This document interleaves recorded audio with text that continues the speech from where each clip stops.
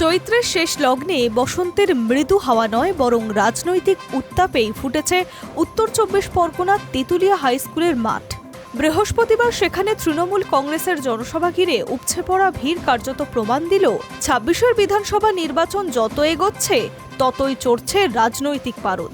নির্ধারিত সময়ের প্রায় ১ ঘন্টা পরে পৌঁছালেও মুখ্যমন্ত্রীকে দেখার জন্য মাঠ ভরে যায় সমর্থকদের। মঞ্চে উঠে তিনি স্বরূপনগরের প্রার্থী বীণা মণ্ডল, অশোকনগরের নারায়ণ গোস্বামী এবং বনগাঁর দক্ষিণের ঋতুপর্ণা আড্ডকে সামনে এনে একযোগে সমর্থনের বার্তা দেন। তার কথায়, এই নির্বাচন শুধুমাত্র সরকার গঠনের লড়াই নয়, বরং মানুষের অধিকারের লড়াই।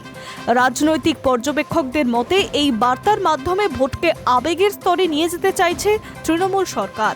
বক্তব্যের শুরুতেই ভোটার তালিকা সংশোধন বা এসআইআর প্রসঙ্গে তীব্র আক্রমণ শানান তিনি।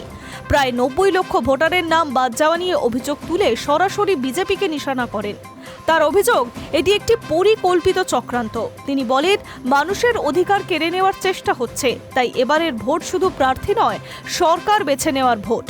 তার এই মন্তব্যে স্পষ্ট, উন্নয়ন ও প্রশাসনিক ধারাবাহিকতাকে তিনি নির্বাচনের মূল ইস্যু করতে চাইছেন। অন্যদিকে সরকারের বিভিন্ন প্রকল্পের কথা তিনি তুলে ধরেন। তিনি দাবি করেন, রাজ্যে ইতিমধ্যেই ১০৫টি জনমুখী প্রকল্প চালু হয়েছে এবং তা সাধারণ মানুষের জীবনে বাস্তব পরিবর্তন এনেছে। বিশেষ করে লক্ষ্মীর ভাণ্ডার প্রকল্প নিয়ে বড় প্রতিশ্রুতি দেন তিনি।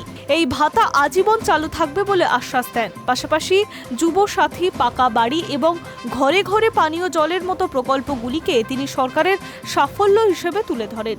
তবে শুধু উন্নয়ন নয়, ভোট প্রক্রিয়া নিয়েও সতর্ক বার্তা দেন মুখ্যমন্ত্রী। দলীয় কর্মীদের উদ্দেশ্যে তিনি স্পষ্ট বার্তা দেন, ভোট শেষ না হওয়া পর্যন্ত বুথ ছেড়ে না যাওয়ার জন্য। ইভিএমে কারচুপির আশঙ্কা তুলে ধরেন তিনি। চিপ ঢুকিয়ে ভোট চুরি করতে পারে, সতর্ক থাকতে হবে। যদিও তার দাবি, তৃণমূলের কর্মীরা এই চ্যালেঞ্জের মোকাবিলা করতে প্রস্তুত। সব মিলিয়ে উত্তর চব্বিশ পরগনার এই জনসভা স্পষ্ট করে দিল, ২৬ ভোটে তৃণমূলের উন্নয়ন, আবেগ, সতর্কতা ত্রিস্তরীয় কৌশল নিয়ে মাঠে নামছে।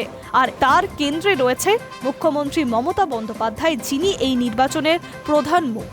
High News network.